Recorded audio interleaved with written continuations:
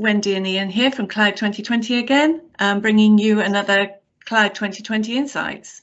So Ian, today, the title of today's session is We Want It in the Cloud, but we don't want it on the internet. Now this comment came from a requirement that came to me in my inbox. I was having a conversation with the partner and he said, well, the thing is, you know, they've got an on-prem Dynamics at the moment, and they're very concerned about security and they don't trust the internet. So they want it in the cloud, but they don't want it on the internet, which I thought was a fantastic.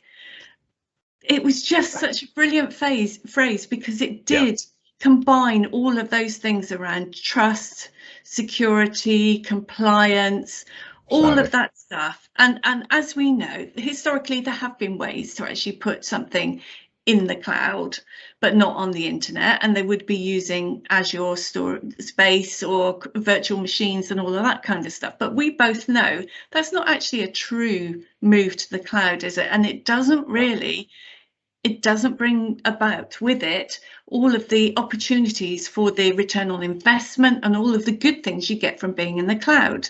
So I thought we could have a chat about this today and maybe find a way of allaying some fears and offering some free services actually to undergo a migration to the cloud. And I just wondered, what's your feeling about we want it in the cloud but not on the internet? I think it's just a fabulous phrase. I love it, absolutely love it, because it gives us the opportunity to talk about so many really important things. And you mentioned three words there: trust, security, and compliancy. Okay, so what, you know, and you look at three different opportunities. Currently, this customer is on-prem. Yeah. So they trust that because they can feel it, touch it, see the machine in the corner, it's doing what they think it needs to do, and that's brilliant. So they've got trust in that. Have they got security? Well, I bet they're not spending $1 billion a year on security, which is a minimum that Microsoft is spending this at the moment.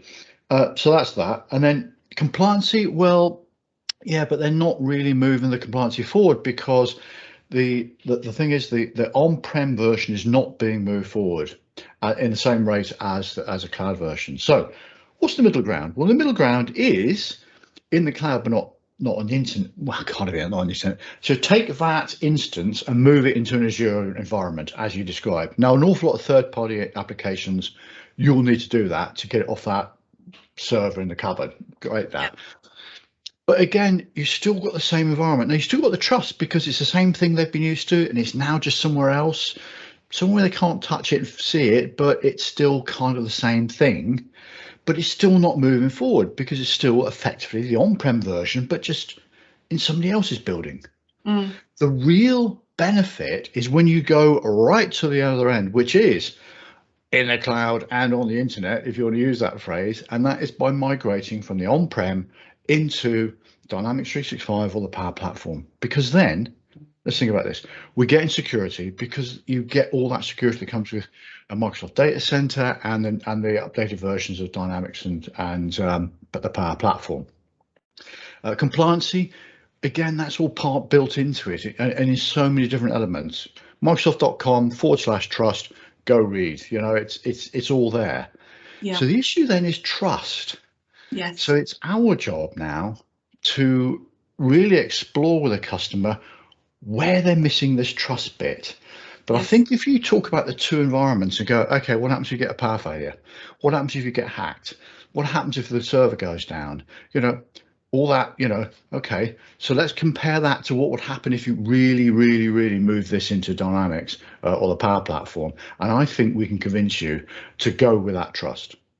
Absolutely. And I think the other thing to say is there is a temptation when you've got a server running in a fairly hot room somewhere and the software is working and everybody in-house knows how that works, and maybe you've got customizations on there specific to the way you run your organization. The temptation is to think, well, it's not broken, so we don't need to fix that. But actually, as that server gets older, there's the machine parts, the wearing wiring parts and the availability of a specific power pack that will fit with a specific motherboard, for example. Now, there are ways around that now. We know you can kind of transfer information and all of that kind of stuff, and hopefully they're backing up, hopefully not backing up to tape, which never gets changed, all of that stuff that we know from the bad old days. But there is also the risk that you're not updating that software. And as it gets older, you know, it does move out of having security patches. And at that point, actually, all of the ransomware that has been, plaguing people, big organizations, have found ways in when servers are running old software. So, you know, without security patches, I don't like selling fear, but I do think people need to understand the risks of sticking with what they have and holding those risks up against the perceived risks of moving into the cloud specifically. And I think once you do that, once you can kind of grab the idea that actually where you are at the moment is risky too, then you can make some informed decisions, and you can ask people like ourselves or your partner about, well, okay, say we've got it on the cloud, can we make sure that nobody can log in from anywhere other than an IP address that is recognized? And the answer to that is yes. You know, Azure ID, that can all be set up. You know, you can only log in from specific place, or specific people can only log in from specific places. You know, all of that kind of security can be built around a Dynamics 365 solution, which is fully in the cloud. And then that gets all the benefits of continual updates, the continual improvements that we're seeing, and also this marvelous array of security that, you know, Microsoft have put in place for us. So I think for me, we need to try and get the message across that where you are now is not without its risks. That's the point. I think you're right. You mentioned the word fear, and like you, I'm not in the game of scaring people. But I did have, it's a true story. I brought in to go and have a look at an organisation, and they asked me to evaluate where they were currently and where they would take over support, yada, yada, yada. And when I looked at it, they were running on servers that were 5 years old. The server software was no longer supported. The Dynamics software was no longer supported. And when I indicated that any one of those three failed, then the next morning they would be out of business. And this was a big organisation. Then literally the blood drained from the face of the people in the room, because they went, well, so what you're telling us? I said, well, you know, as of tomorrow, you couldn't, this might not work. You know, what's the impact on your business? So when I explained to them by moving, you didn't have to worry about what server it was on, what software it was on, what latest version of Dynamics was on. That was dealt with. So now relax. Now let's use that focus and that money and that effort and that concern to look at what you can do with the product now. And also, when we looked at what they had, you talk about customization, 254 customization elements in there or something, most of which no longer needed because the platform had moved forward so far. So they could benefit from all that new great innovation in the new product, which, as we know, it gets updated so much during the year that you know, and every time there's something great that can support our customers. And when that really got home, the original opening of the meeting was led by the finance director, and even he went, okay, I now get this.